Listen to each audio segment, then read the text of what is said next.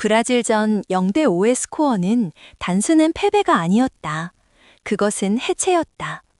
그리고 라커룸에서 가장 먼저 침묵을 깬 것은 모두의 예상과 달리 한국 축구의 미래라 불리던 20살 막내 선수의 충격적인 고백이었다. 네, 압도적인 침묵 속에 감춰진 진실. 오늘 저희 37 한류 엑스프레스가 단독으로 파헤쳐 보겠습니다. 패배 직후 냄새가 났습니다. 땀 냄새와 소독약 냄새가 뒤섞인 축구에서 가장 무거운 침묵의 냄새였습니다. 형광등 불빛은 너무나 가혹해서 벤치 위에 아무렇게나 던져진 태극기 유니폼의 얼룩 하나하나가 마치 거대한 죄처럼 느껴졌습니다. 5회 월드컵 우승국 브라질. 축구 역사상 가장 견고한 팀을 상대로 5골차 패배는 단순한 스코어보드 위의 숫자가 아니었습니다. 그것은 한국 축구가 짊어진 국제적 위상의 무게, 그리고 스스로 강팀이라 자부하기에는 아직 갈 길이 멀다는 잔혹한 현실을 마주하게 하는 거울이었습니다. 주장 손흥민은 라커룸 벽에 기대서서 누구와도 눈을 마주치지 않았습니다. 그는 화를 내지도 소리를 지르지도 않았습니다. 대신 그의 눈빛은 끝없이 이어지는 흑백 필름을 재생하는 듯 했습니다. 경기 내내 느껴졌던 그 압도적인 중압감, 브라질 선수들의 움직임 하나하나에 담겨있던 역사와 무게감, 그 앞에서 한국 선수들은 마치 얼어붙은 듯 했습니다. 손흥민은 알고 있었습니다. 기술적인 실수가 아니었습니다. 체력적인 열세도 아니었습니다. 문제는 정신의 영역, 즉 브라질이라는 이름이 내포하는 거대한 명성에 대한 진중, 어쩌면 경외심이었습니다. 이 경외심이 우리의 발목을 잡았고 패스라인을 주저하게 만들었으며 무엇보다 공격적인 본능을 억압했습니다. 경기 후 며칠이 지나 기자회견장에서 손흥민의 입을 통해 이 솔직한 진단이 터져나왔을 때 그 울림은 더욱 컸습니다. 그는 작은 디테일의 중요성을 역설하며 강팀과 맞붙을 때는 어떻게 더 공격적으로 나설지 고민해야 합니다. 예를 들어 브라질을 너무 존중했던 것 같습니다. 그게 결과에 큰 영향을 미쳤습니다. 라고 단호하게 말했습니다. 이 발언은 단순한 반성이 아니라 월드컵을 앞둔 팀 전체에 던지는 날카로운 경고장이었습니다. 존중과 두려움은 한 끗 차이입니다. 그날 한국 선수들은 상대를 존중했지만 그 존중이 자기 자신의 축구를 펼치는 것에 대한 두려움으로 변질되어 버렸습니다. 손흥민이 지적한 펀치의 고통은 0대5 패배로 끝난 것이 아니었습니다. 그 충격은 팀 전체의 사기를 위협했고 다음 경기인 파라과이전까지 그 그림자가 드리워질 수 있었습니다.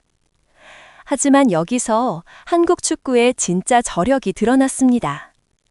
주장으로서 손흥민은 팀원들에게 패배의 무게를 짊어지는 대신 그 뼈아픈 경험을 반격의 무게로 삼으라고 독려했습니다. 이제 우리는 그런 펀치를 맞으면 얼마나 아픈지 알고 있고 어떻게 반격해야 할지 배워야 합니다. 그의 리더십 아래 대표팀은 빠르게 낙담의 터널을 벗어났고 파라과이를 상대로 홈에서 2대0 승리를 거두며 당장의 위기를 극복해냈습니다. 이 승리는 브라질전의 전술적 패배가 팀의 영혼을 꺾지 못했음을 증명했습니다. 중요한 것은 상대팀이 누구든 그 명성에 압도되지 않고 우리가 할 일을 하고 계획을 실행하는 것입니다. 손흥민은 그날의 승리 이후 팀 동료들이 좌절을 뒤로하고 기회를 잡는 모습을 보며 주장으로서 정말 감사했다고 언급했습니다. 한국은 1986년 이래로 단 한 번도 월드컵 본선 진출을 놓친 적이 없으며 2002년에는 이웃나라 일본과 함께 공동 개최국으로서 준결승이라는 놀라운 역사를 써내려갔습니다. 이제 내년 북미 월드컵을 향한 여정에서 브라질에게 당한 5골차 패배는 단순한 친선전의 오점이 아니라 뼈아픈 교훈이 되어야 합니다. 세계 축구의 거인들 앞에서 더 이상 고개를 숙이거나 그들의 명성을 지나치게 존중하는 실수를 반복해서는 안 됩니다. 한국은 공격적으로 나설 준비가 되어 있어야 하며 그 펀치의 고통을 반격의 에너지로 전환하는 법을 배웠습니다. 월드컵 무대에서는 오직 용감하고 공격적인 팀만이 살아남을 수 있다는 손흥민의 메시지는 이제 대표팀의 새로운 철학으로 자리 잡았습니다. 브라질전 0대5 참패 직후 한국 대표팀 라커룸의 분위기는 차마 말로 형언할 수 없는 침묵으로 가득 찼습니다. 주장 손흥민은 이 뼈아픈 결과 앞에서 고개를 숙이는 대신 이 패배의 원인을 냉철하게 해부했습니다. 그는 단순히 실력 차이 때문에 졌다고 결론 내리지 않았습니다. 오히려 그가 찾아낸 패배의 근원은 기술적인 부족함보다 훨씬 더 깊은 곳, 바로 선수들의 정신적인 항복에 있었습니다. 손흥민은 국제축구의 거인들과 맞설 때 우리가 범해서는 안 될 치명적인 실수가 있었다고 진단했습니다. 그것은 바로 과도한 존중이었습니다. 그는 기자회견에서 솔직하게 밝혔습니다. 작은 디테일에도 신경 써야 한다고 생각합니다. 강팀과 맞붙을 때는 어떻게 더 공격적으로 나설지 고민해야 합니다. 예를 들어 브라질을 너무 존중했던 것 같습니다. 이 발언은 단순한 반성이 아니었습니다. 이는 한국 축구 철학 자체에 대한 정면 비판이었습니다. 그들이 존중이라고 생각했던 태도는 사실 세계 축구 기득권층을 향한 무의식적인 경외심이었고 그 경외심이 한국 선수들의 공격적인 본능을 마비시켰던 것입니다. 공을 탈취해도 곧바로 역습을 전개해야 할 순간 그들은 브라질 선수들의 명성을 의식해 한 발짝 물러섰고 그 미세한 주저함이 수비에 균열을 내고 5골이라는 치욕적인 결과를 허용했습니다.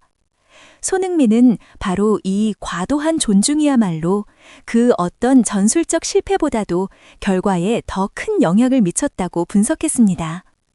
하지만 그 패배는 헛되지 않았습니다.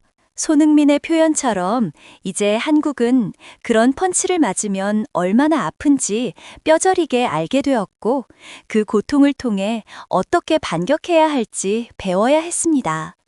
그리고 며칠 뒤 파라과이를 상대로 2대0 승리를 거두며 그 교훈을 즉시 실전에 적용했습니다.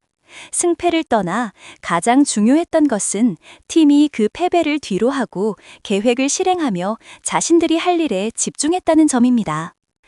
큰 패배를 겪은 후 선수들이 흔들리고 낙담할 수 있는 상황에서 팀원들이 상대방의 명성에 신경 쓰지 않고 오직 자신들의 목표에 집중하는 모습을 보며 주장 손흥민은 깊은 감사를 표했습니다.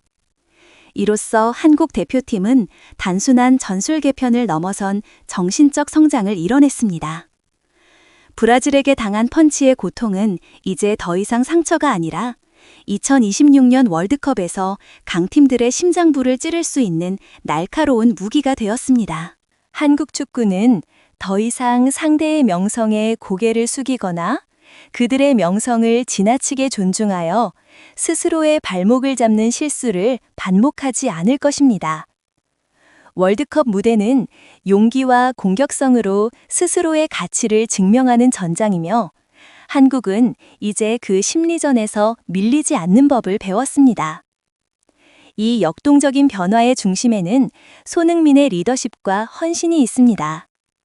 2026년 월드컵에서 한국 대표팀이 펼칠 공격적인 축구는 과연 어떤 결과를 가져올까요? 여러분의 의견을 댓글로 남겨주세요.